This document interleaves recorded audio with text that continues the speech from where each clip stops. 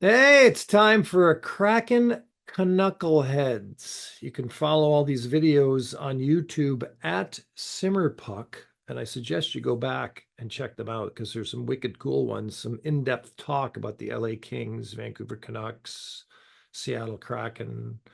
You can also find the information at seattlehockeyinsider.com and vancouverhockeyinsider.com. Last night, the Seattle Kraken played their final preseason game. They whipped up on the Edmonton Oilers, eventually finished things off nicely. Edmonton still has one more preseason game. That would be against the Vancouver Canucks on Friday. We'll break that game down a little bit, tell you about some of the important dynamics. In a few moments, I'll be throwing to myself in the press box. I also had a lovely little chat with Vasily Podkolzin, the former Vancouver Canucks forward turned Edmonton Oiler, and also a couple of nice chats with Stan Bowman, the new general manager of the Edmonton Oilers. We'll touch on some of that information after we get back from the rink. And also this little issue that Ron Francis, general manager of the Kraken, has with his salary cap and his short roster. You can have 23 players signed and active on your roster, which means essentially three guys sit in the press box and don't play on any given night. When you have 12 forwards, six defensemen, and two goaltenders. Sometimes teams go 11, 7, and 2. Either way, it's 20. Okay. Right now, the Kraken have 21 guys that are available to play in the National Hockey League, and they only have $4,000 in the salary cap with their salary cap space. So, long story short, if somebody gets hurt, and right now Jared McCann has a lower body injury, he missed the game on Wednesday night. If the Kraken were to want to call up a player to replace him, they can't because they don't have the cap space. They're also not in a situation where they could utilize the emergency call up situation. Very routine in terms of goaltenders because you have to have two goalies available. But when it comes to skaters, it's complicated. You have to play a game with less than 18 skaters before you can make the emergency call up for that second game when you're short. Anyway, we're not going to go there because we don't need to. What Ron Francis needs to do, he needs to make a trade. He needs to move a player, get rid of some money. He's going to have to retain money in any deal that he's making, especially if it's Yanni Gourde and his $5+ million. I think it's 5.2, or if it's Brandon Tanev and his 3.5 million. But he's got to do something because he's got to increase player availability for call-ups when injuries occur. And right now, he's in a pretty tough spot with only 21 players that are available. I think there's probably 5 or 6 other teams in the National Hockey League that are in a similar situation, but they have cap space to add a young player, to add somebody. They have $1 million. They can bring up somebody for 875 or 900. Kraken can't do it. They have $4,000 on their salary cap space right now.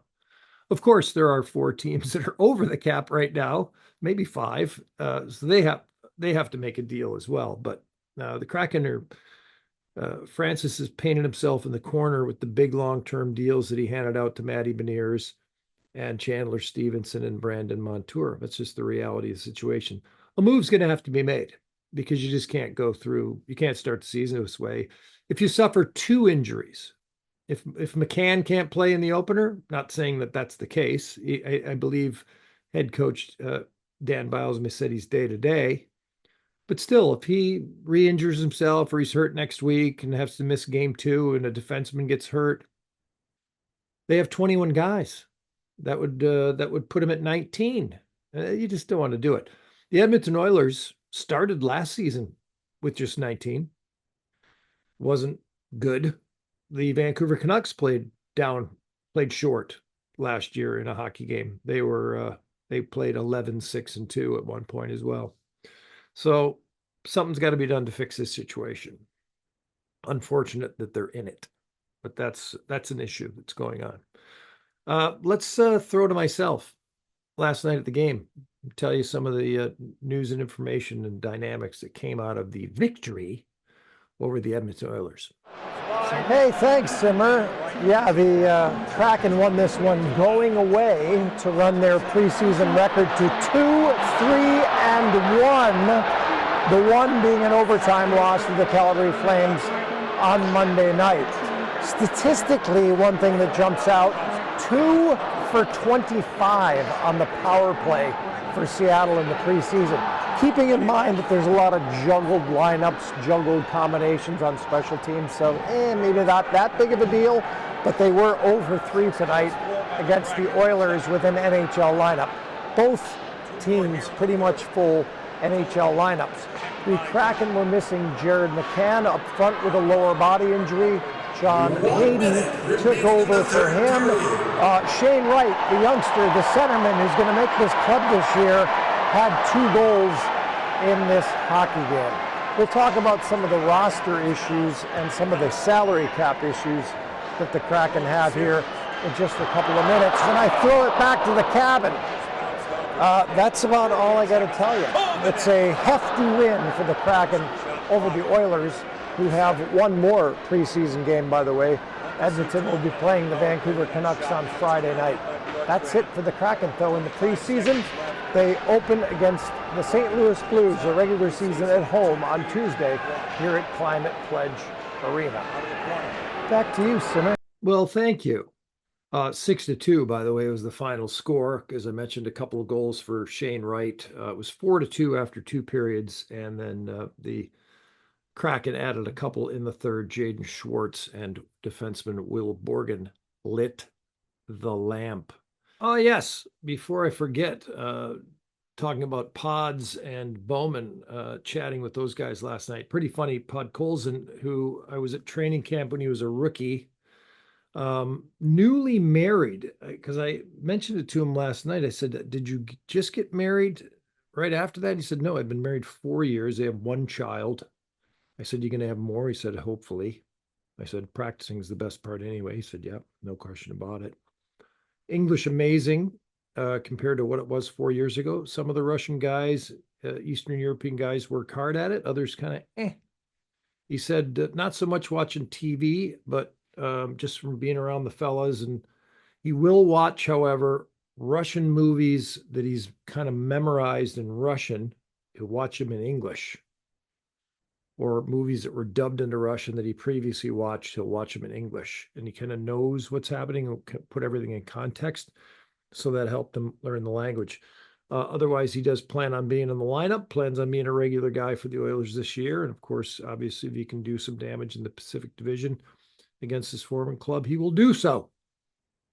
As for Stan Bowman, just personal conversation about the transition into the job in Edmonton and how that's going and some of the things that led up to that and how the gig has gone thus far. And he also actually helped me quite a bit with some salary cap and some technical CBA questions and things along those lines as well as part of a follow-up conversation.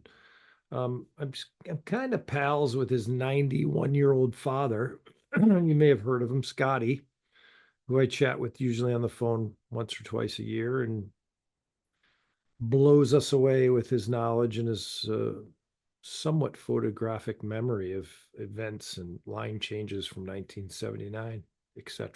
It's ridiculous. Anyway, the Bowmans and Stan back in action in Edmonton. That was that, and we'll leave it at that. We will continue to buzz around the Pacific Division in the next few days, talking to important personnel about what is up with their hockey clubs. Of course, as I mentioned already, we've already gone through the Utah Hockey Club. We've talked about them. You can flip back and check those out at Simmerpuck, the YouTube channel. We talked about the sometimes mysterious and surprising LA Kings, the Edmonton Oilers.